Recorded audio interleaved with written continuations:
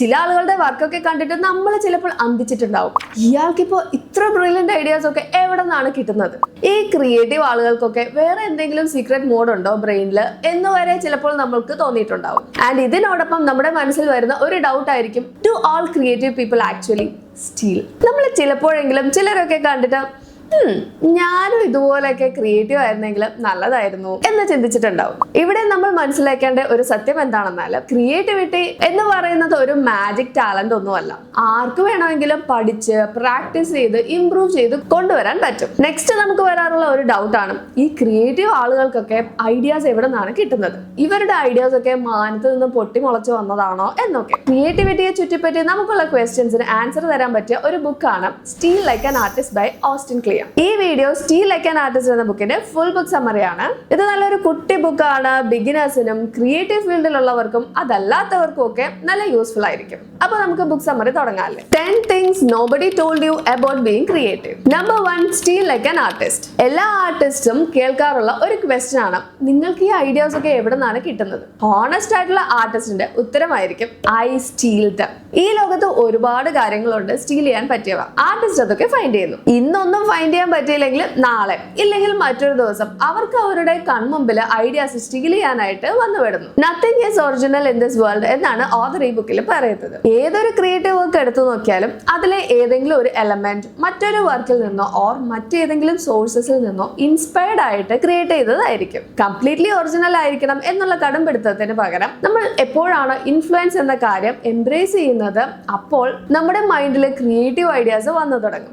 Every new idea is just a mashup or remix of one or more previous ideas. ഇതിന് നല്ലൊരു experience ആണ് genetics. നമ്മൾ നമ്മുടെ അച്ഛന്റെയും അമ്മയുടെയും പിന്നെ മറ്റു ആൻസിസ്റ്റേഴ്സിന്റെയും ഒരു റീമിക്സ് ആണ്. അതായത് അച്ഛന്റെ കുറച്ച് ഫീച്ചേഴ്സ് അമ്മയുടെ കുറച്ച് ഫീച്ചേഴ്സ് ഉണ്ടാകും. ബട്ട് നമ്മുടെ മൊത്തത്തിലുള്ള ഫീച്ചേഴ്സ് ഇത് രണ്ടിനേക്കാളും കൂടുതലായിരിക്കും. ഇതുപോലെ തന്നെയാണ് ഐഡിയാസ്. അത് നമ്മൾ ചൂസ് ചെയ്യുന്ന പലരിൽ നിന്നും പല കാര്യങ്ങളിൽ നിന്നും വരാം. അതുകൊണ്ട് നല്ല teachers, friends, musics, books, influencers ഇവരൊക്കെ ചൂസ് ചെയ്യാം. അവരുടെ തോട്ട്സ് ആൻഡ് ടീച്ചിങ്സ് ഒക്കെ ഗ്രാസ്പ് ചെയ്ത് നോട്ട് ഡൗൺ ചെയ്ത് വെക്കുക. ഇൻഫർമേഷൻ ഓവർലോഡഡ് ആയിരിക്കുന്ന ഈ ഒരു കാലഘട്ടത്തിൽ കിട്ടുന്ന എല്ലാ ഇൻഫർമേഷനും നോട്ട് ചെയ്ത് വെക്കുന്നത് വേസ്റ്റ് ആണ്. നമ്മുടെ ക്രിയേറ്റീവ് വർക്കിന് ഇൻസ്പയർഡ് ആവുന്നതും നമ്മുടെ ഐഡിയാസ് ആൻഡ് തോട്ട്സിന് റെസനേറ്റ് ആവുന്ന രീതിയിൽ ഇൻഫർമേഷൻ മാത്രം കളക്ട് ചെയ്ത് വെക്കുക. സ്കൂൾ യുവർ സെൽഫ് എന്നാണ് പറയുന്നത്. സ്കൂൾ എന്ന് പറയുന്നത് ഒരു കാര്യമാണ്, എഡ്യൂക്കേഷൻ എന്ന് പറയുന്നത് മറ്റൊരു കാര്യവും. നമ്മൾ എപ്പോഴും സ്കൂളിലാണെങ്കിലും അല്ലെങ്കിലും എഡ്യൂക്കേറ്റ് യുവർ സെൽഫ്. എപ്പോഴും ഈ ലോകത്തെ കുറിച്ച് ക്യൂരിയസ് ആയിട്ടിരിക്കുക. എന്തൊക്കെ ഡൗട്ട്സ് തോന്നിയാലും ഗൂഗിൾ ചെയ്ത് നോക്കുക. അതിനെക്കുറിച്ച് ഡീപ്പർ നോളേജ് വേണമെന്ന് തോന്നിയാൽ വീണ്ടും ഡിഗ് ചെയ്ത് പോയി അറിവ് നേടിയെടുക്കുക. ധാരാളം ബുക്സ് വായിക്കുക, ബയോഗ്രഫീസ് വായിക്കുക. നമുക്ക് ചുറ്റിപ്പറ്റി എപ്പോഴും ബുക്സ് വെക്കുക, ബുക്സ് കളക്ട് ചെയ്യുക. ഉടനെ തന്നെ വായിക്കാൻ പ്ലാൻ ഇല്ലെങ്കിലും ദാറ്റ്സ് ഓക്കെ. അതുപോലെ തന്നെ കയ്യിൽ എപ്പോഴും ഒരു നോട്ട്ബുക്ക് കരുതുക. എപ്പോഴൊക്കെയാണോ ഒരു ഐഡിയ സ്പാർക്ക് ചെയ്യുന്നത്, അതുപോലെ ചില കോൺവെർസേഷൻ സിറ്റുവേഷൻസിലൂടെ പോകുമ്പോൾ ഇത് കൊള്ളാലോ, എന്റെ അടുത്ത വർക്കിന് ഇത് ഇൻസ്പയർഡ് ആവും എന്ന് തോന്നിക്കഴിഞ്ഞാലും അതൊക്കെ ആ നോട്ട്ബുക്കിൽ നോട്ട് ചെയ്ത് വെക്കുക. അനലോഗ് തന്നെ വേണമെന്നില്ല, ഫോണിൽ നോട്ട്സ് ആയിട്ടോ പിക്ചേഴ്സ് ആയിട്ടോ ഒക്കെ സേവ് ചെയ്ത് വെക്കാവുന്നതാണ്. ഇതിൽ ചിലതൊക്കെ ഉടനെ തന്നെ യൂസ്ഫുൾ ആവും, മറ്റു ചിലതൊക്കെ at a later point of ടൈമിലായിരിക്കും യൂസ് ആവുന്നത്. Whatever it is, collect or steal as much as possible. Number 2, don't wait until you know who you are to get started. എന്തൊക്കെയോ ചെയ്യണമെന്ന് മനസ്സ് പറയുന്നുണ്ട്, പക്ഷേ എങ്ങനെ തുടങ്ങണം, ഞാൻ ഇതിനൊക്കെ റെഡി ആണോ എന്നൊക്കെ ഡൗട്ട് അടിച്ചിരിക്കുന്നത് നാച്ചുറൽ ആണ്. അതുകൊണ്ട് തന്നെ ഞാൻ ക്രിയേറ്റീവ് അല്ലയോ എന്ന ഡൗട്ട് കാരണം തന്നെ ഒരു കാര്യം ചെയ്തു തുടങ്ങുന്നതിൽ നിന്നും ഒഴിഞ്ഞു മാറുന്നു. ബട്ട് ഓഥർ എന്താണ് പറയുന്നത് വെച്ചാൽ, fake it till you make it. For example, നിങ്ങൾക്കൊരു ആർട്ടിസ്റ്റ് ആകണോ, ദെൻ ഒരു ആർട്ടിസ്റ്റ് എന്താണോ ചെയ്യുന്നത് അതൊക്കെ ചെയ്ത് തുടങ്ങുക. ഈവൻ ഇതുവരെ നിങ്ങൾ ഒരു ആർട്ടിസ്റ്റ് അല്ലെങ്കിലും ആർട്ടിസ്റ്റ് എന്തൊക്കെയാണ് ചെയ്യുന്നത് എന്നറിഞ്ഞ് അത് ചെയ്തു തുടങ്ങുമ്പോൾ പതിയെ നമ്മളും ഒരു ആർട്ടിസ്റ്റ് ആകും. അതല്ലാതെ I am not an artist എന്ന് പറഞ്ഞ് മാറിയിരുന്നു കഴിഞ്ഞാൽ പ്രോഗ്രസ് ഒന്നും ഉണ്ടാകില്ല.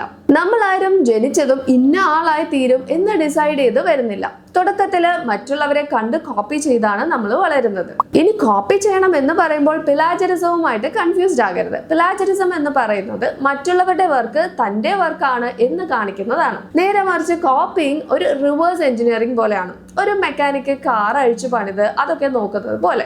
ഫസ്റ്റ് നമുക്ക് ആരെയാണ് കോപ്പി ചെയ്യേണ്ടത് എന്ന് കണ്ടുപിടിക്കണം. എന്നിട്ട് എന്താണ് കോപ്പി ചെയ്യേണ്ടത് എന്ന് കണ്ടെത്തണം. ആരെ കോപ്പി ചെയ്യണം എന്നത് ഈസിയാണ്. നമ്മുടെ ഹീറോസ്, നമ്മളെ ഇൻസ്പയർ ചെയ്തവര്, നമ്മൾ ആരായി തീരണം എന്ന് നമ്മൾ ആഗ്രഹിക്കുന്നവര്. ഇനി എന്താണ് കോപ്പി ചെയ്യേണ്ടത് എന്ന കാര്യം കുറച്ച് ട്രിക്കിയാണ്. ഇവിടെ മറ്റൊരു ആർട്ടിസ്റ്റിന്റെ സ്റ്റൈല് കണ്ട് അത് കോപ്പി ചെയ്യുമ്പോൾ ജസ്റ്റ് സ്റ്റൈല് മാത്രം കോപ്പി ചെയ്യാതെ അതിന്റെ പിന്നിലെ തോട്ട്സ് ആൻഡ് ഐഡിയാസ് അതെല്ലാമാണ് നമ്മൾ കോപ്പി ചെയ്യാനായിട്ട് നോക്കേണ്ടത്. ഇങ്ങനെ ചെയ്യുമ്പോൾ ഒരു പോയിന്റ് എത്തുമ്പോൾ ഇമിറ്റേഷൻ എമ്യുലേഷൻ ആയി മാറും. ഇമിറ്റേഷൻ ജസ്റ്റ് കോപ്പി ചെയ്യലാണ്. എമ്യുലേഷൻ എന്നത് അതിന്റെ ഒരു പടി മുന്നിൽ പോയിട്ട് നമ്മുടേതായ ആ ഒരു യുണീക്നെസ് കൊണ്ടുവരലാണ്. So don't wait until you know who you are to get started. Number 3, write the book you want to read. ചില മൂവീസിന്റെ സെക്കൻഡ് പാർട്ട് വരുമ്പോൾ അത് കണ്ടിട്ട് ഫസ്റ്റ് പാർട്ട് ആയിരുന്നു നല്ലത്, സെക്കൻഡ് പാർട്ട് ഞാൻ വിചാരിച്ചത്ര വന്നില്ല എന്നുള്ള കമന്റ്സ് ഒക്കെ നമ്മൾ കേൾക്കാറുണ്ട്. അതൊരു ഹ്യൂമൻ നേച്ചറാണ്. ഈവൻ ദോ ചില ഫിക്ഷണൽ ക്യാരക്ടേഴ്സിനെ മൂവി ഡയറക്ടേഴ്സ് ഓർ ഓതേഴ്സ് ഒക്കെ ക്രിയേറ്റ് ചെയ്താലും അതിന്റെ സീക്വൽ ഇങ്ങനെ ആയിരിക്കണം എന്ന് നമ്മുടെ മൈൻഡ് ചിന്തിക്കാറുണ്ട്. ആ ഒരു നേച്ചർ നമുക്ക് ക്രിയേറ്റീവ് ഫീൽഡിൽ യൂസ് ചെയ്യാവുന്നതാണ്. ഒരു തരം ഇൻഡയറക്റ്റ് സ്റ്റീലിംഗ് എന്ന് വേണമെങ്കിൽ പറയാം. ഓൾറെഡി സക്സസ് ആയിട്ട് ക്രിയേറ്റ് ചെയ്ത മൂവീസ്, ബുക്ക്, മ്യൂസിക് അതിനെ ബേസ് ആക്കി വെച്ച് നമ്മുടെ ക്രിയേറ്റീവ് എലമെന്റ്സ് യൂസ് ചെയ്ത് നമ്മൾ ആഗ്രഹിക്കുന്ന പോലെ ഒരു ഡിഫറെന്റ് വർക്ക് കൊണ്ടുവരിക. അതിപ്പോൾ ഒരുപാട് പേര് ചെയ്യുന്ന ഒരു കാര്യമാണ്. ഫോർ എക്സാമ്പിൾ, ഒരു പാട്ടിന്റെ കവർ സോങ് ഉണ്ടാക്കുന്നത്, മൂവീസിലെ ചില ക്യാരക്ടേഴ്സ് ഓർ തീംസ് ഒക്കെ യൂസ് ചെയ്ത് ആർട്ട് വർക്ക് ചെയ്യുന്നവര്, ഓർ ഫണ്ണി ആനിമേഷൻ ക്ലിപ്സ് ചെയ്യുന്നത്. ഈവൻ ദോ മറ്റൊരു വർക്കിലെ ക്യാരക്ടേഴ്സ്, മ്യൂസിക് നിങ്ങൾ യൂസ് ചെയ്താലും നിങ്ങളുടെ ഔട്ട്പുട്ടിൽ നിങ്ങളുടെ ക്രിയേറ്റീവ് കോൺട്രിബ്യൂഷൻ കൊണ്ട് അതിനെ സ്റ്റാൻഡ് ഔട്ട് ചെയ്യിപ്പിക്കുക. സോ ഇതിനായിട്ട് ഫസ്റ്റ് നമ്മുടെ ഫേവറേറ്റ് വർക്ക്, ക്രിയേറ്റീവ് ഹീറോസിന്റെ വർക്കിനെ കുറിച്ച് ചിന്തിച്ച് നോക്കുക. അവർ എന്താണ് മിസ് ചെയ്തത്, അവർ എന്തൊക്കെയാണ് ക്രിയേറ്റ് ചെയ്യാതെ വിട്ടത്, എന്തൊക്കെ ചെയ്തിരുന്നെങ്കിൽ കുറച്ചുകൂടി ബെറ്റർ ആയനെ എന്ന് തോന്നുന്ന കാര്യങ്ങൾ എന്തൊക്കെയാണ്, അതൊക്കെ ഓർത്തെടുത്തിട്ട് നമ്മുടെ എന്തൊക്കെ ഐഡിയാസ് ആൻഡ് ടാലൻസ് ഇതിനായിട്ട് യൂസ് ചെയ്യാം എന്ന് നോക്കുക.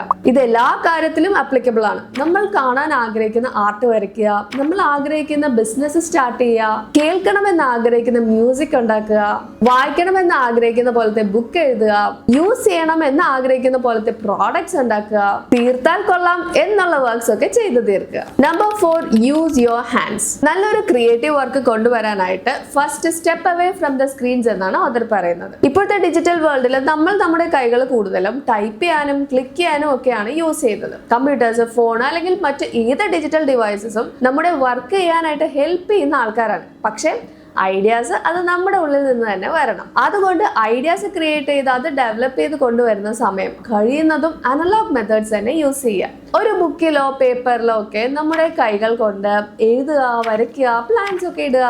അതിനുശേഷം ആ ക്രിയേറ്റ് ചെയ്ത ഐഡിയാസ് ബിൽഡ് ചെയ്ത് എഡിറ്റ് ചെയ്ത് പബ്ലിഷ് ചെയ്യാന് ഇതിനൊക്കെ ആയിട്ട് ഡിജിറ്റൽ ഡിവൈസസ് യൂസ് ചെയ്യാം. മെയിൻലി നമ്മൾ ഈ ബ്രെയിൻ സ്റ്റോമിങ്ങിന്റെ ടൈമിൽ ഡിജിറ്റൽ ഡിവൈസസ് യൂസ് ചെയ്താൽ അതൊക്കെ ഒരൊറ്റ ഡിലീറ്റ് കീ വെച്ച് ഫുൾ ആയിട്ട് മായ്ക്കാനായിട്ട് പറ്റും. ബട്ട് പേപ്പറിലാണെങ്കിൽ അതൊക്കെ അവിടെ ഇവിടെയൊക്കെ ആയിട്ട് ഉണ്ടാവും. വേണ്ടാ തോന്നി കട്ട് ചെയ്താൽ പോലും പേപ്പറിൽ ഉണ്ടാവും. അത് ചിലപ്പോൾ വേറെ ഏതെങ്കിലും ഐഡിയാസിന് ഒരു സ്പാർക്ക് അയക്കാം. സോ പറ്റിയാൽ നമ്മുടെ വർക്ക് സ്റ്റേഷൻ രണ്ടായിട്ട് സ്പ്ലിറ്റ് ചെയ്ത് വെക്കാം, അനലോഗ് ആൻഡ് ഡിജിറ്റൽ. അനലോഗ് പോർഷനിൽ white board, paper, marker, sticky notes, pencil അങ്ങനെയുള്ളതൊക്കെ വെക്കാം. സോ എപ്പോഴൊക്കെയാണോ ഐഡിയാസ് ഡെവലപ്പ് ചെയ്ത് വരുന്നത് അപ്പോൾ അനലോഗ് സ്പേസിൽ തന്നെ ഇരിക്കുക, പണികൾ ചെയ്യുക, സ്റ്റിക്കി നോട്ട്സ് പലതും എഴുതി ബോർഡിൽ ഒട്ടിക്കുക, അതൊക്കെ കണക്ട് ചെയ്ത് നോക്കുക. വൺസ് ഐഡിയക്ക് ഒരു രൂപം വന്ന ശേഷം ഡിജിറ്റൽ സ്പേസിൽ പോയിട്ട് ലാപ്ടോപ്പ് യൂസ് ചെയ്തിട്ട് വർക്ക് എഡിറ്റ് ചെയ്യോ മറ്റോ ചെയ്യാം. ഡിജിറ്റൽ സ്പേസിൽ ഇരുന്ന് തലപെരുത്ത് വരുമ്പോൾ തിരിച്ച് അനലോഗിൽ വന്നിരുന്ന് എന്തെങ്കിലുമൊക്കെ കൈകൾ ഉപയോഗിച്ച് വീണ്ടും കൊത്തിക്കുറിക്കുക. Side projects and hobbies are important. Productive procrastination practice ചെയ്യണം എന്നാണ് ഈ സെക്ഷനിൽ പറയുന്നത്. അതായത് നമ്മുടെ ഡേ ടു ഡേ ആക്ടിവിറ്റീസ് ഒക്കെ ചെയ്യുന്നതിനിടയിൽ സംടൈംസ് ബ്രേക്ക് എടുക്കുമ്പോഴോ അല്ലെങ്കിൽ എന്തെങ്കിലും കാരണവശാൽ നമ്മൾ ചെയ്യാനുള്ള ടാസ്ക് പിന്നീട് ചെയ്യാം എന്ന് മാറ്റിവെക്കുന്ന സമയങ്ങളിലോ പ്രൊഡക്റ്റീവായിട്ട് സൈഡ് പ്രോജക്ട്സ് ഓർ ഹോബീസ് ഒക്കെ ചെയ്യാനായിട്ട് നോക്കുക. ഇങ്ങനെ ചെയ്യുന്ന സൈഡ് പ്രോജക്ട്സ് ഒന്നിലധികം ഉള്ളതാണ് നല്ലത്. ഒന്നും അടുക്കുമ്പോൾ മറ്റൊന്ന്, അല്ലെങ്കിൽ അതിൽ ഗ്രിപ്പ് കിട്ടിയില്ലെങ്കിലും മറ്റൊന്നും, അങ്ങനെയൊക്കെ. അതുപോലെ തന്നെ ബോർ അടിച്ചിരിക്കാനും ഒരു സമയം കണ്ടെത്തുക. നല്ല നല്ല ഐഡിയാസ് ഒക്കെ മനസ്സിൽ വരുന്നത് മിക്കവാറും വേറെ ഒന്നും ചിന്തിക്കാതെ ബോർ അടിച്ചിരിക്കുന്ന സമയത്തായിരിക്കും. അതുകൊണ്ട് നമ്മുടെ പ്രോജക്ട്സിനൊന്നും നല്ല ക്രിയേറ്റീവ് ഐഡിയാസ് കിട്ടാത്ത സമയത്ത് വീട്ടിലെ കുറച്ച് ബോർ പണികൾ ലൈക്ക് പാത്രം കഴുകി വെക്കുന്നത്, വീട് ക്ലീൻ ആക്കുന്നത്, ഡ്രസ് അയൺ ചെയ്യുന്നത്, ഒരു ലോങ് വാക്കിന് പോകുന്നത്, അതൊക്കെ ചെയ്യാം. Sometimes when you avoid planned work your mind will get focused and get creative ideas. ഇനി നമുക്ക് ഒന്നിലധികം പാഷൻ ഉണ്ടെങ്കിൽ ഒരു പാഷനെ പാടുള്ളൂ പറഞ്ഞാൽ ഇതിലേത് ഞാൻ ചൂസ് ചെയ്യും എന്ന് വെച്ച് പ്രഷർ കൊടുക്കേണ്ട, ഒന്നും ഡിസ്കാർഡ് ചെയ്യേണ്ട കാര്യമില്ല. അങ്ങനെ നമ്മൾ എന്തെങ്കിലും ഒന്നിനെ ഡിസ്കാർഡ് ചെയ്താൽ ചിലപ്പോൾ കുറച്ചു കഴിഞ്ഞ് അതോർത്ത് നമുക്ക് റിഗ്രറ്റ് വരാം. ഒന്നിലധികം പാഷൻ ഉണ്ടെങ്കിൽ ചിലപ്പോൾ അതിന്റെ ഒരു മിക്സപ്പിലൂടെയും ക്രിയേറ്റിവിറ്റി കൂടുന്നത് നമുക്ക് കാണാൻ സാധിക്കും. ഓൾസോ ഹോബി എന്നത് നമ്മുടെ മൈൻഡിലെ ക്രിയേറ്റിവിറ്റിക്കും റിലാക്സേഷനും വേണ്ടിയിട്ട് മാത്രം ഇമ്പോർട്ടൻസ് കൊടുക്കുക. ഹോബിയിൽ നിന്നൊക്കെ ഒരു വരുമാനം കണ്ടെത്തണം, ഫേമസ് ആകണം എന്നൊക്കെ വിചാരിക്കുമ്പോഴായിരിക്കും സംടൈംസ് നമ്മുടെ ഹോബി നമ്മൾ മുൻപ് എൻജോയ് ചെയ്തതുപോലെ ചിലപ്പോൾ എൻജോയ് ചെയ്യാനായിട്ട് പറ്റില്ല. സോ ഹോബീസ് എപ്പോഴും അധികം പ്രഷർ ഇല്ലാതെ അധികം പെയിൻ ഇല്ലാതെ ചെയ്യുന്ന ആക്ടിവിറ്റി ആയിട്ട് മാത്രം കാണുക. The secret, do good work and share it with people. ഒരുപാട് ആളുകൾക്കും അവരുടെ വർക്ക് മറ്റുള്ളവരെ റെക്കഗ്നൈസ് ചെയ്യണം എന്നൊക്കെ മനസ്സിലുണ്ടാവും. പക്ഷെ എങ്ങനെയാണ് അത് സക്സസ് ആയിട്ട് ചെയ്യുക എന്ന ഐഡിയ ഉണ്ടാവില്ല. അതിനുള്ള സീക്രട്ട് ഇതാണ്: do good work and share it with people. Without sharing നമ്മുടെ വർക്ക് ആരും തന്നെ റെക്കഗ്നൈസ് ചെയ്യാനായിട്ട് പോകുന്നില്ല. നമ്മുടെ വർക്കൊക്കെ നല്ലതായിരിക്കും, ബട്ട് ഇപ്പോഴത്തെ കാലത്ത് ആളുകൾ ഫുള്ള് ബിസിയാണ്, എല്ലാവരെയും റെക്കഗ്നൈസ് ചെയ്യാനായിട്ട് പറ്റില്ല. പിന്നെ തുടക്കത്തിൽ നമ്മൾ അൺനോൺ ആയിട്ടിരിക്കുന്ന ടൈമില് ഒരു പ്ലസ് പോയിന്റ് എന്താ വെച്ചാൽ നമുക്ക് എന്ത് വേണമെങ്കിലും എക്സ്പെരിമെന്റ് ചെയ്യാം, ആരെയും പ്രീതിപ്പെടുത്തേണ്ട കാര്യമില്ല. നമ്മളെ പുറകെ നടന്ന് വർക്ക് ചെയ്ത് കഴിഞ്ഞോ എന്ന് ചോദിക്കാനും ആരും ഉണ്ടാവില്ല. ആ ടൈം നല്ലപോലെ യൂസ് ചെയ്ത് പണികൾ ചെയ്ത് മാക്സിമം ഷെയർ ചെയ്തോണ്ടേ ഇരിക്കുക. അതുപോലെ ഒരു നല്ല വർക്ക് ഒരിക്കൽ ചെയ്തു, അത് ഷെയർ ചെയ്തു എന്ന് പറഞ്ഞ് എല്ലാവരും എന്നെ റെക്കഗ്നൈസ് ചെയ്യണം എന്നുമില്ല. കൺസിസ്റ്റന്റ് ആയിട്ട് ഗുഡ് വർക്ക് ചെയ്തോണ്ടേ ഇരിക്കുക, അതുപോലെ ഷെയറും ചെയ്യാം. Then you will turn to known from unknown. Okay, but how to share my work എന്ന ഡൗട്ട് ഉണ്ടെങ്കിൽ അതിനുള്ള ആൻസർ ആണ് ഇന്റർനെറ്റ്. നിങ്ങളുടെ വർക്ക് എന്ത് തന്നെ ആയിക്കോട്ടെ, there are multiple ways to share that in internet. അത് ഇപ്പോഴത്തെ കാലത്തെ ഒരു പ്ലസ് പോയിന്റ് ആണ്.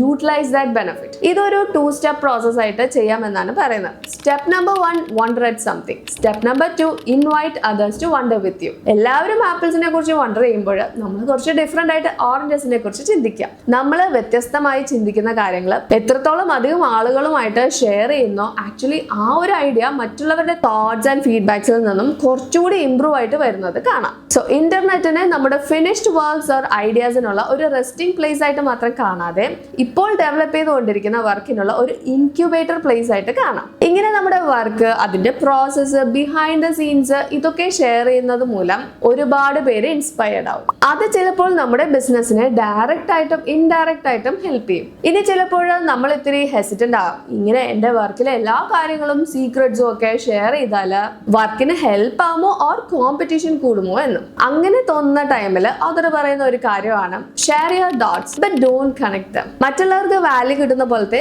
ചെറിയ ചെറിയ ഗ്ലിംസ് ഓഫ് വർക്ക് മാത്രം ഷെയർ ചെയ്യാം. അപ്പം ഇന്റർനെറ്റിൽ ഷെയർ ചെയ്യാൻ ആവശ്യമുള്ള കുറച്ച് ടെക്നിക്കൽ നോളജ് കൂടി ഗെയിൻ ചെയ്യാനായിട്ട് നോക്കുക. ഫോർ എക്സാമ്പിൾ, ഒരു വെബ്സൈറ്റ് എങ്ങനെ ബിൽഡ് ചെയ്യും, ഒരു ബ്ലോഗ് പോസ്റ്റ് എങ്ങനെ എഴുതും, അങ്ങനെയുള്ള കാര്യങ്ങളൊക്കെ. Geography is no longer our master. Internet ഇത്ര അഡ്വാൻസ്ഡ് ആയിട്ടിരിക്കുന്ന ഈ ഒരു കാലഘട്ടത്തിൽ don't restrict yourself thinking about the limitation with respect to the place where you live in. നമ്മൾ ഇപ്പോൾ താമസിക്കുന്ന സ്ഥലത്ത് വലിയ ഓപ്പർച്യൂണിറ്റീസ് ഒന്നും ഇല്ല എന്ന് പറഞ്ഞ് നമ്മുടെ പുതിയ ഐഡിയാസ് ഓർ പ്രോജക്ട്സ് ഒക്കെ സ്റ്റാർട്ട് ചെയ്യുന്നതിന് മടി പിടിച്ചിരിക്കരുത്. മറ്റുള്ളവരുമായിട്ട് കണക്ട് ചെയ്യാനായിട്ട് ഒരേ സ്ഥലത്ത് തന്നെ ആയിരിക്കണം എന്ന് യാതൊരു നിർബന്ധവും ഇല്ല. നമ്മുടെ ഇൻട്രസ്റ്റിംഗ് ഫീൽഡിലുള്ള പല സ്ഥലത്തുള്ള ആളുകളുമായിട്ടൊക്കെ കണക്റ്റഡ് ആയിട്ടിരിക്കുക. വർക്ക് ചെയ്യാനായിട്ട് കുറച്ച് സ്ഥലം, കുറച്ച് സമയം, പിന്നെ കുറച്ച് സെൽഫ് ഇമ്പോസ്ഡ് സോളിറ്റ്യൂഡ്, ഇതൊക്കെയാണ് വേണ്ടത്. ഇപ്പോൾ വർക്ക് ചെയ്യുന്ന സ്ഥലത്ത് ആ ഒരു സോളിറ്റ്യൂഡിനുള്ള ഓപ്പർച്യൂണിറ്റി ഇല്ലെങ്കിൽ അതിന് സ്യൂട്ട് ആവുന്ന മറ്റൊരു പ്ലേസ് കണ്ടുപിടിക്കുക. Where you can sit and do your work in full focus having solitude. ഒരു പോയിന്റ് ഓഫ് ടൈമിൽ പറ്റുമെങ്കിൽ try to leave your home. എപ്പോൾ വേണമെങ്കിലും നമുക്ക് തിരിച്ചു വരാം. ഇതെന്തിനാ ചെയ്യാൻ പറയുന്ന വെച്ചാൽ നമ്മുടെ ബ്രെയിന് എപ്പോഴും യൂസ്ഡ് ആയിട്ടുള്ള എൻവയൺമെന്റും ആളുകളും ഒക്കെ ആയിട്ട് ഒരു കംഫർട്ട് സോണിൽ അങ്ങനെ ഇരിക്കുന്നുണ്ടാവും. നല്ല ഒരു ഔട്ട്കമ്മിന് you have to make your brain come out of your comfort zone. പല സ്ഥലങ്ങൾ കാണുക, എക്സ്പ്ലോർ ചെയ്യുക. അപ്പോഴേ നമ്മുടെ മൈൻഡിനെ നമ്മൾ കാലാകാലങ്ങളായിട്ട് പഠിപ്പിച്ചു വെച്ചിരിക്കുന്ന കാര്യങ്ങളുടെ ഡിഫറെന്റ് പെർസ്പെക്റ്റീവ്സ് മനസ്സിലാക്കാനായിട്ട് പറ്റുള്ളൂ. It will always make our ideas and work more creative and we will get better results. അതുകൊണ്ട് ഞാൻ ഇപ്പോഴുള്ള സ്ഥലത്ത് അധികം ഓപ്പർച്യൂണിറ്റീസ് ഒന്നുമില്ല എന്ന് പറഞ്ഞ് ഒരു കാര്യം തുടങ്ങുന്നത് മടി പിടിച്ചിരിക്കാനും പാടില്ല. അതുപോലെ ഞാൻ ഇപ്പോഴുള്ള സ്ഥലത്ത് നിന്നും അനങ്ങുകയേ ചെയ്യില്ല എന്ന് പറഞ്ഞ് കംഫർട്ട് സോണിൽ തന്നെ ഇരിക്കാനും പാടില്ല. ഓപ്പർച്യൂണിറ്റി കിട്ടുമ്പോൾ പല സ്ഥലങ്ങൾ എക്സ്പ്ലോർ ചെയ്യാം എന്നൊരു മൈൻഡ് സെറ്റിൽ ഇരിക്കുക.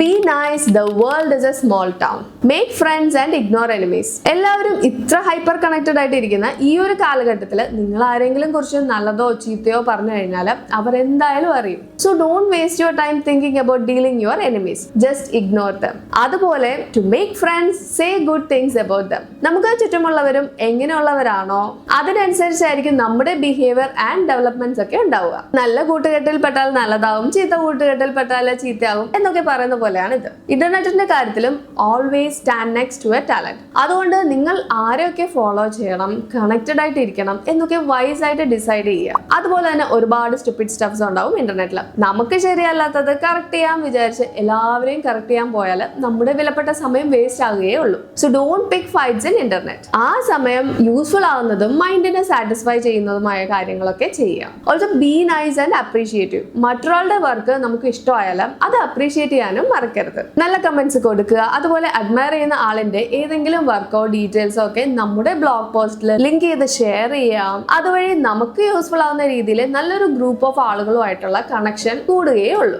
ഇതിനോടൊപ്പം അവെയർ ആയിട്ടിരിക്കേണ്ട മറ്റൊരു കാര്യമാണ്, once you put your work into the world you have no control over the way people will react to it. നിങ്ങൾ പറയാൻ ഉദ്ദേശിച്ച രീതിയിൽ തന്നെ എല്ലാവരും മനസ്സിലാക്കണമെന്നില്ല. അങ്ങനെ ഉണ്ടാവുന്ന മിസ്അണ്ടർസ്റ്റാൻഡിങ്സുമായിട്ട് കംഫർട്ടബിൾ ആവുക. ഇനി നെക്സ്റ്റ് ഒരു പ്രൈസ് ഫയൽ കൂടി കരുതുക. മിക്കപ്പോഴും റിജക്ഷനും ലോൺലിനെസ്സും ഒക്കെ ആയിട്ട് ലൈഫ് മുന്നോട്ട് പോയാലും ചിലപ്പോൾ നമ്മുടെ വർക്കിനെ കുറിച്ച് ആരെങ്കിലും തരുന്ന ഒരു ചെറിയ പോസിറ്റീവ് ഫീഡ്ബാക്കും നമുക്ക് ഒരു നല്ല എനർജി തരും. ചിലപ്പോൾ ഈ ഒരു എനർജി കുറച്ച് നാൾ കഴിഞ്ഞ് പോയിട്ട് വീണ്ടും വർക്കിൽ ഡൗൺ ആവാം, ക്വിറ്റ് ചെയ്യണം എന്നൊക്കെ തോന്നാം. സോ അങ്ങനെയുള്ള സമയത്ത് ഒരു മോട്ടിവേഷൻ കിട്ടാനായിട്ട് വരുന്ന നല്ല ഫീഡ്ബാക്സ് ഒക്കെ ഒരു സെപ്പറേറ്റ് ഫയൽ ഓർ ഫോൾഡറിൽ കളക്ട് ചെയ്ത് വെക്കുക. റിജക്ഷനെ കുറിച്ച് ഓർക്കാതെ പ്രൈസിനെ കുറിച്ച് ഓർക്കാനായിട്ട് ഈ പ്രൈസ് ഫയൽ ഹെൽപ്പ് ചെയ്യും. ഞാൻ ഇതിന്റെ യൂട്യൂബ് വർക്കിൽ ഫോളോ ചെയ്യാറുണ്ട്. ചിലപ്പോൾ കഷ്ടപ്പെട്ട് റെഡിയാക്കുന്ന വീഡിയോസിന് വ്യൂസ് ഒന്നും വരുന്നില്ലല്ലോ എന്നോർത്ത് ഡെസ്പായാലും പണ്ട് വന്ന നല്ല നല്ല കമന്റ്സ് ഒക്കെ എടുത്ത് വായിച്ചു നോക്കും. എന്റെ വീഡിയോസ് മറ്റുള്ളവർക്ക് യൂസ്ഫുൾ ആവുന്നുണ്ടല്ലോ എന്ന് കാണുമ്പോൾ വീണ്ടും വീഡിയോസ് ചെയ്യാനായിട്ട് ഒരു മോട്ടിവേഷൻ കിട്ടും. Be boring, it's the only way to get work done. Usually 9 to 5 office jobs ഒക്കെ ചെയ്യുന്നവരുടെ ലൈഫ് ബോർ ആയിരിക്കും. ക്രിയേറ്റീവ് ആയിട്ട് വർക്ക് ചെയ്താലേ ലൈഫ് നല്ല അടിപൊളിയായിട്ട് കൊണ്ടുപോകാം അല്ലെങ്കിൽ കൊണ്ടുപോകണം എന്ന് പൊതുവെ ഒരു ധാരണയുണ്ട്. ഇത് എത്രത്തോളം ശരിയാണെന്ന് നമുക്ക് കറക്റ്റ് ആയിട്ട് ജഡ്ജ് ചെയ്യാൻ പറ്റില്ല. It depends on each individual and the perspective towards the work. ഈ ഒരു ചാപ്റ്ററിൽ ഓഥർ എന്താണ് പറയാൻ ഉദ്ദേശിക്കുന്നത് വെച്ചാൽ, ക്രിയേറ്റീവ് ആൾക്കാരൊക്കെ നല്ല അടിച്ചുപൊളിച്ച് നടക്കുന്ന ടീംസ് ആയിരിക്കും എന്ന് പറഞ്ഞ് നമ്മളും അതേപടി ഫോളോ ചെയ്യണം എന്നില്ല. ക്രിയേറ്റിവിറ്റിക്ക് ഒരുപാട് മൈൻഡ് ആൻഡ് എനർജിയുടെ ഒക്കെ ആവശ്യമുണ്ട്. അത് ആവശ്യമില്ലാത്ത ഹാബിറ്റ്സ്, ലൈഫ് സ്റ്റൈൽ ഇതിലൊക്കെ ചിലവാക്കി വേസ്റ്റ് ആക്കാനുള്ളതല്ല. സോ ദാറ്റ് സംടൈംസ് ചില കാര്യങ്ങളോടൊക്കെ നോ പറഞ്ഞ് ഒരു ബോറ് പേഴ്സൺ ആയിട്ട് ഇരുന്നാലും ദാറ്റ്സ് ഓക്കെ.